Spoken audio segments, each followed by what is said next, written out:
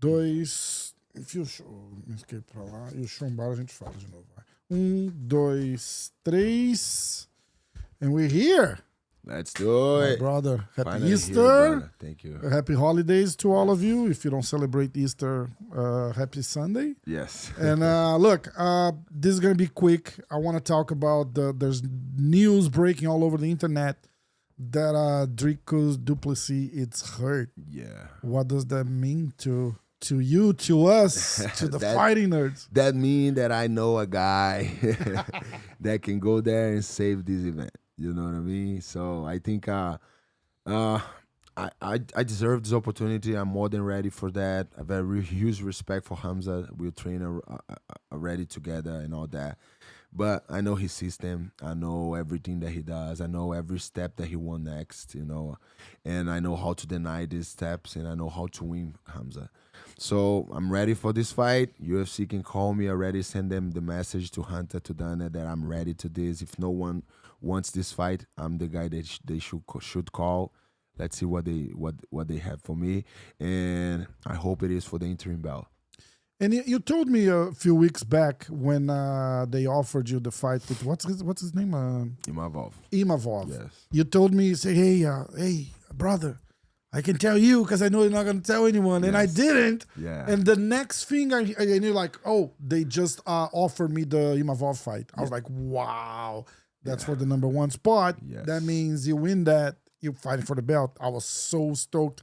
And then next, I see you on, I think it was a Full Send. Shout out to OG. Yes. I see you on the Full Send, like going nuts, like this fucking guy is running from me. And this, what happened exactly? What? Tell me, like. Yeah, I'm gonna tell you exactly what happened. I was there in the weigh-ins, and then I saw in the hotel, actually, I saw Mickey Maynard coming into. So I went to talk with him, and I said to him, like, Mickey, thank you for this fight that you want to make it happen. You know, I already said yes, I'll be ready for you guys. So just thank you for the opportunity. We're just waiting for the guy to say yes, right?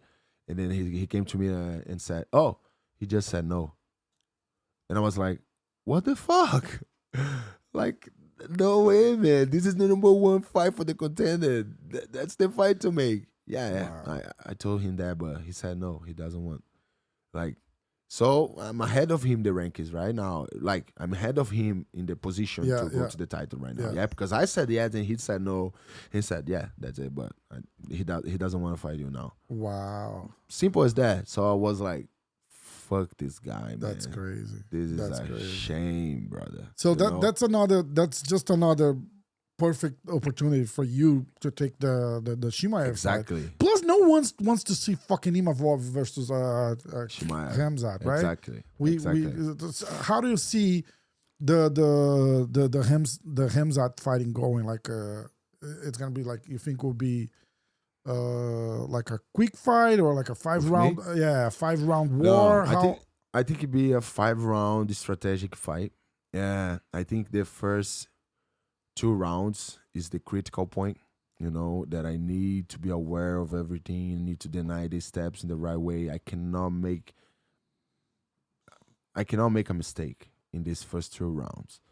After 1.5 rounds, 2 rounds, I think the fight's getting better and better for me.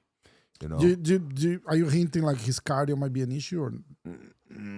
Not at all. Okay. I think it's more like his emotions, something like that, and then that's why his cardio make him like tired a little bit because he got them too emotional. That's what happened with Gilbert and all that. But if you see his fight against Kamaru Usman and Gilbert Burns, and that's why I'm asking about the cardio, because Kamaru Usman, if that was a 5-round fight, Usman would probably win that. Exactly. He was tired, but he was acting. He was moving. He was trying to do shit. He was trying to win.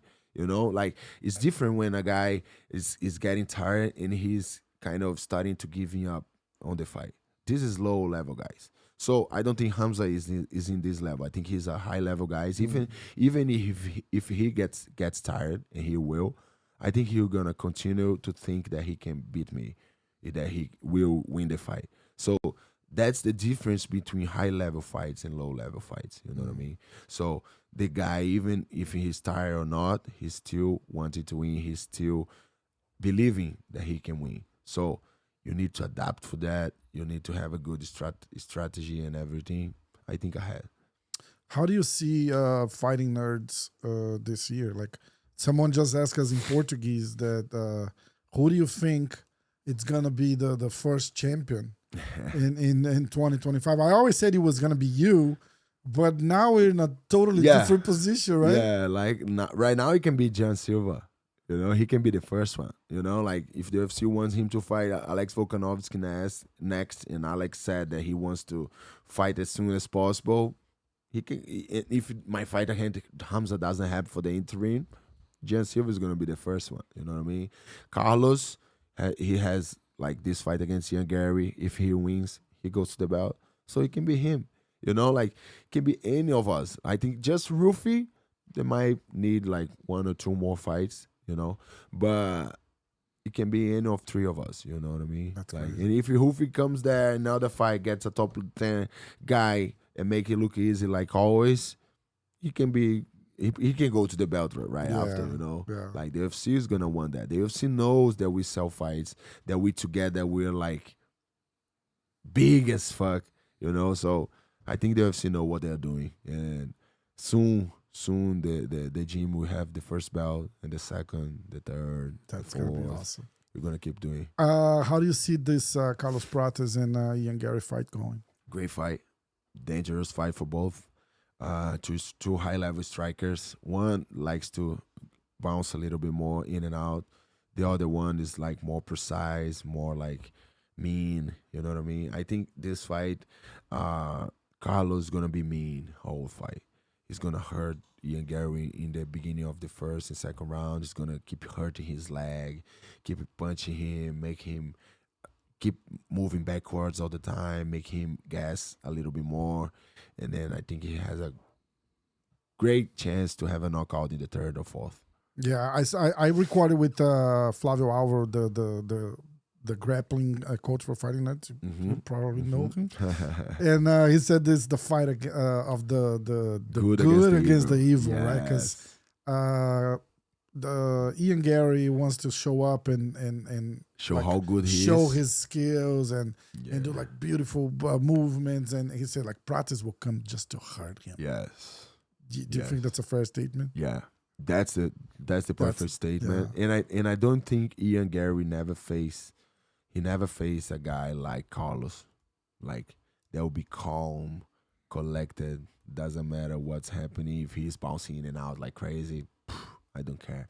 I'm gonna start to hurt you. I'm not gonna rush.